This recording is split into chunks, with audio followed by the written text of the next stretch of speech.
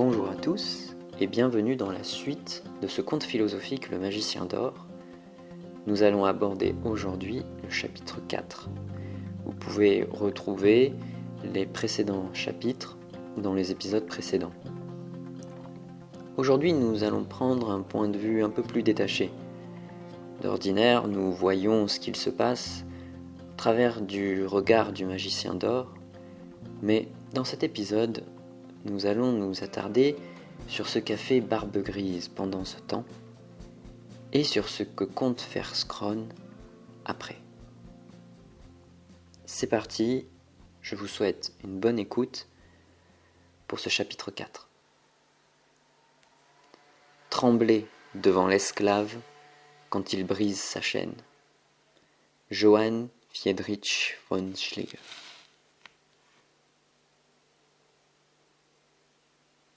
La journée de Barbe Grise. Barbe Grise passa l'autre partie de la matinée dans son fauteuil près du feu. La douce danse des flammes semblait l'hypnotiser. Il y avait de l'ambition dans son regard et beaucoup d'orgueil. Malgré ses nombreux pouvoirs surnaturels, il venait de laisser passer l'occasion de devenir un plus grand magicien.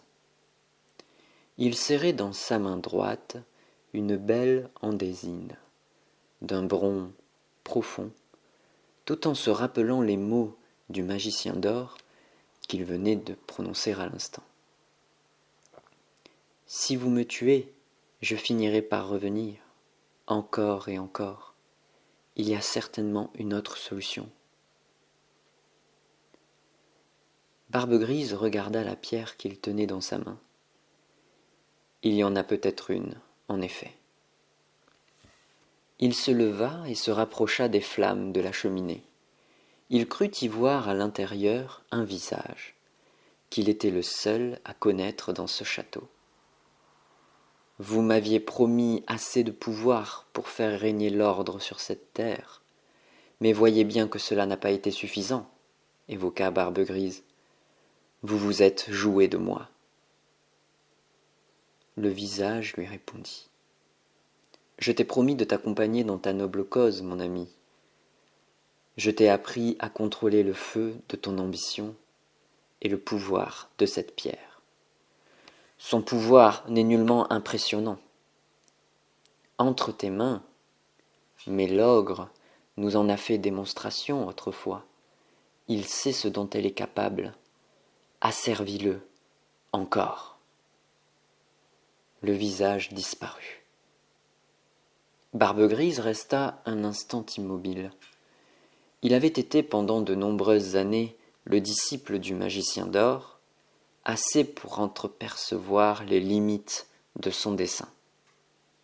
Le Magicien d'Or voulait permettre à chacun de retrouver son lien avec l'amour universel, mais après tant d'années auprès de lui, Barbe Grise n'y était pas parvenue. Comment le monde entier le pourrait? Barbe Grise sortit sur le balcon extérieur pour profiter de la lumière du soleil de midi. Il était presque à son zénith. Perché dans le ciel, il pouvait éclairer en un instant presque toute la planète. Mais que pouvait-il comprendre de la vie qu'elle abritait, lui qui était si loin? Il regagna ses appartements pour prendre un peu d'eau et préparer son sac. Il devait retourner dans l'antre du monstre, par-delà les murs de son précieux château.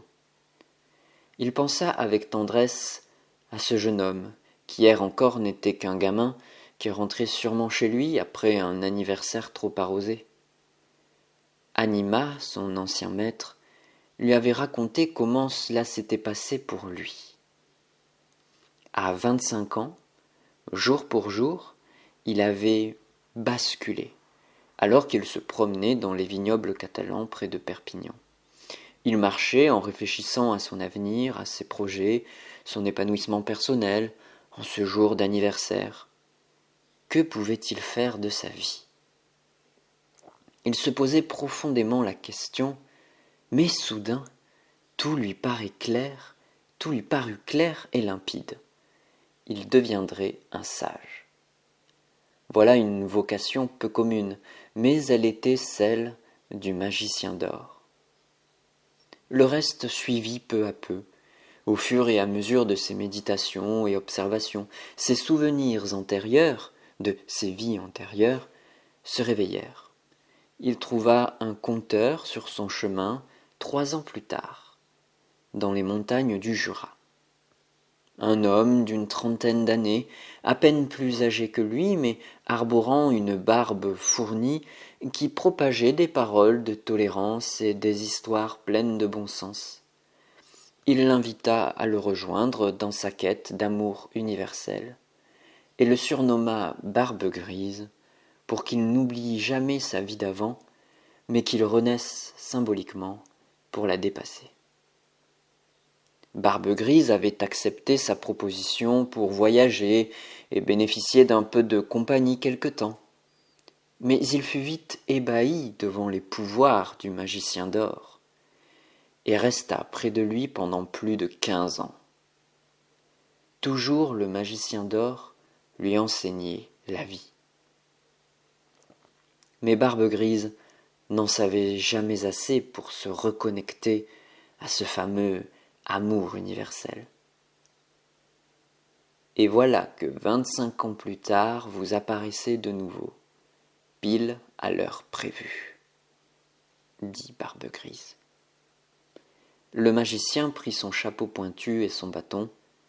Il partit en laissant derrière lui son imposant château et sa cheminée dont les flammes dévoraient encore les dernières bûches de merisier. Barbe Grise mit une bonne partie de l'après-midi à rejoindre la tanière de l'ogre. Il savait où elle se trouvait car il s'y était déjà rendu. Il resta discret sur les derniers mètres pour approcher sans être vu. La fosse du diable se tenait juste devant lui, mais la grotte de Scrone, en contrebas, n'était pas visible. Des promeneurs circulaient souvent par ici, autour de la fosse, sans jamais s'aventurer dans les profondeurs. Elles sont synonymes de superstition et d'épouvante. Ces croyances devinrent d'ailleurs réelles lorsque Scrone s'installa ici. Ce monstre avait soif de pouvoir, non par ambition, mais par orgueil. Il cherchait un peu de reconnaissance, assez pour s'en rendre malade. Barbe Grise prit son temps pour descendre discrètement. Arrivé en bas, il entendit des voix. Scrone discutait avec quelqu'un, et il s'agissait sans surprise du magicien d'or. Le vieux sage tenta d'écouter ce qu'ils se racontaient, mais n'y parvint pas. Le soleil baissait déjà dans le ciel lorsqu'il aperçut son maître, son ancien maître, sortir de la taverne. Son sang ne fit qu'un tour. Immédiatement, l'adrénaline l'envahit. Devait-il l'attaquer par surprise? Il aurait certainement l'avantage. Le magicien d'or ne devait pas encore avoir eu le temps de récupérer ses pouvoirs extraordinaires. Mais Barbe Grise se ravisa en se rappelant les mots de son maître si sage. « Si vous me tuez, je finirai par revenir, encore et encore. » Alors il se ravisa. En vérité, il redoutait la confrontation.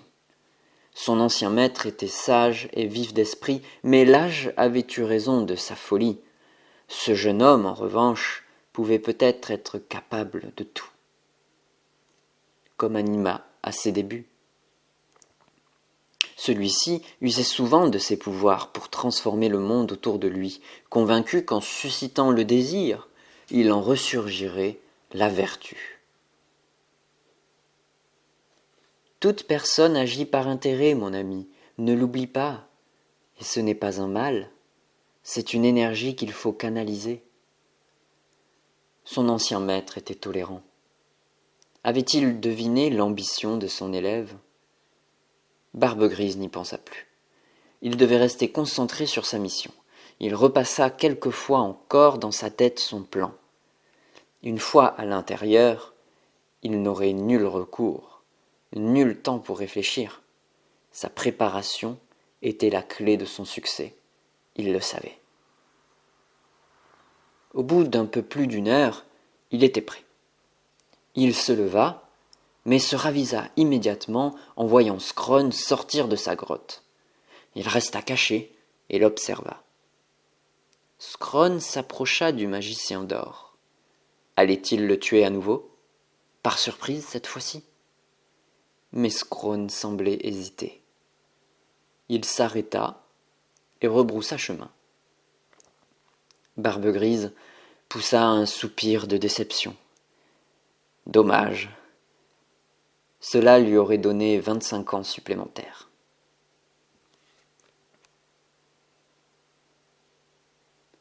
La soirée de Scrone. Après être retourné dans sa tanière, Scrone s'assit et ferma les yeux. Il souhaitait suivre les pas de ce nouveau magicien d'or, si semblable à l'ancien. Quelque chose au fond de lui indiquait qu'il s'était trompé de route, mais il n'arrivait pas à l'admettre. Si le magicien d'or était prêt à l'aider à rectifier ses erreurs, il devait saisir cette chance. Avec plus de pouvoir, tout serait plus facile.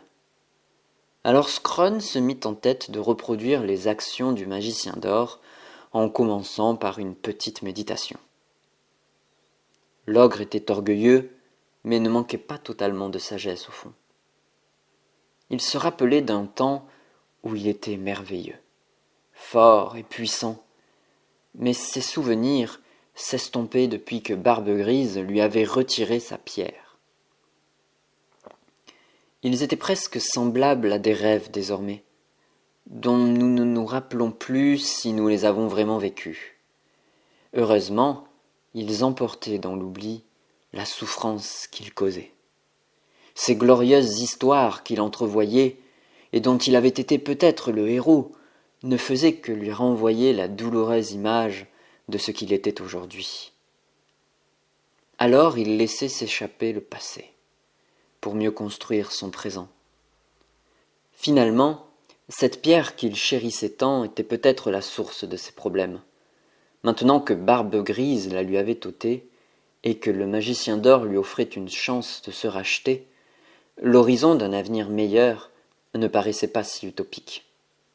Scrone ne regrettait pas vraiment ses erreurs, mais il ne voulait pas qu'elles l'empêchent d'aller vers l'avant.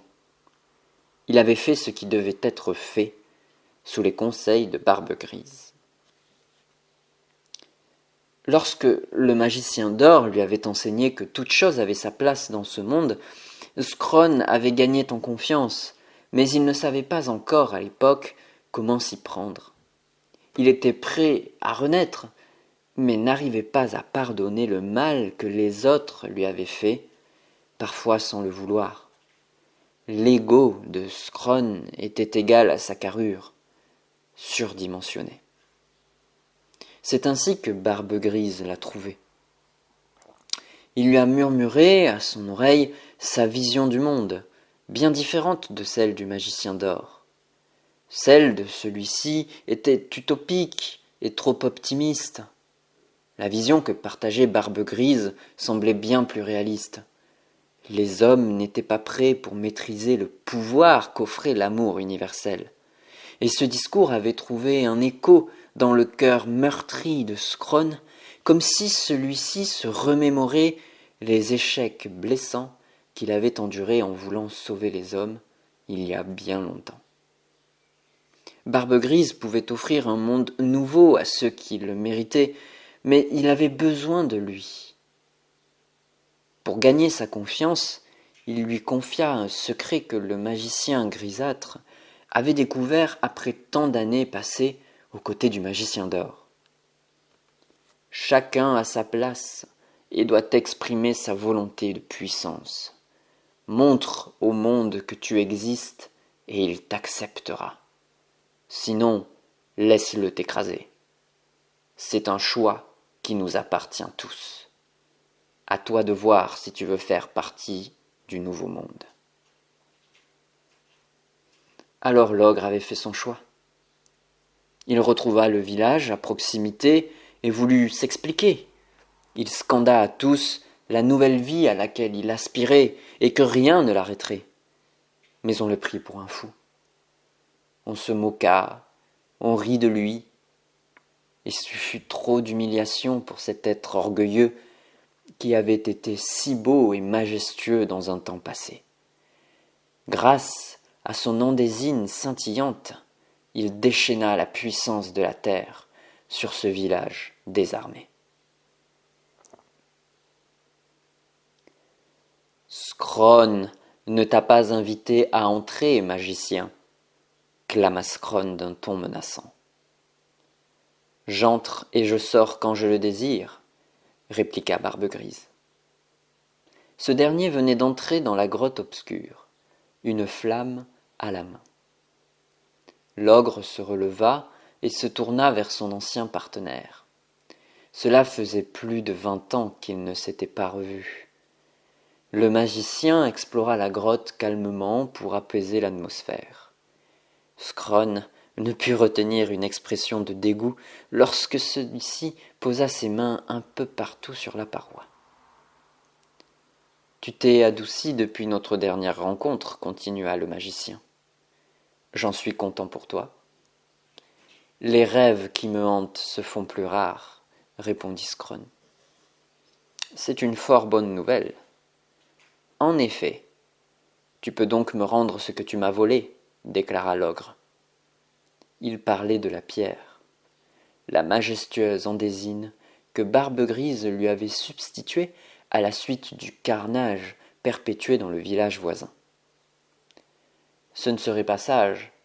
Ainsi confisqué, je te rends service. Ce n'était pas ma faute. Toi-même tu l'as dit. C'était à cause du magicien d'or. J'ai raconté cela pour que les gens te laissent tranquille, rectifia Barbe-Grise. Mais nous savons tous deux que tu souhaitais montrer au monde ton existence, à tout prix. Je ne l'avais pas imaginé de cette manière. Tu mens, coupa Scrone. Tu savais exactement ce qui allait se passer.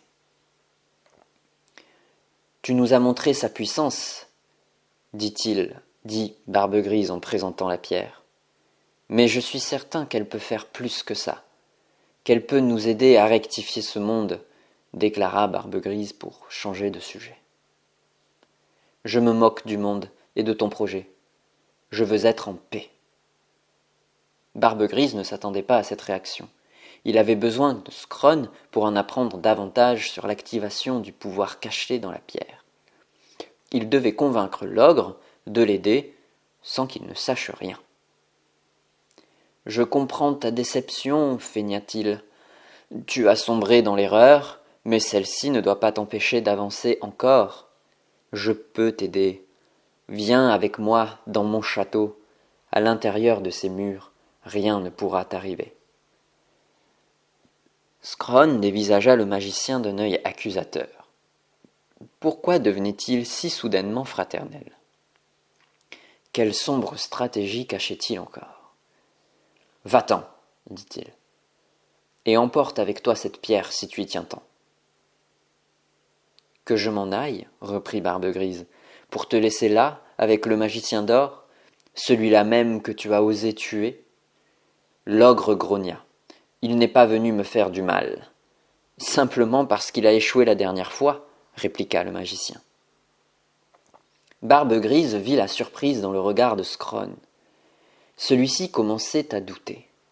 Le sage, à la longue barbe grise, en profita. Le magicien d'or n'est plus aussi idéaliste que par le passé. Il apprend, vie après vie, ce que nous savons déjà, toi et moi. Le monde est chaotique et doit être purifié.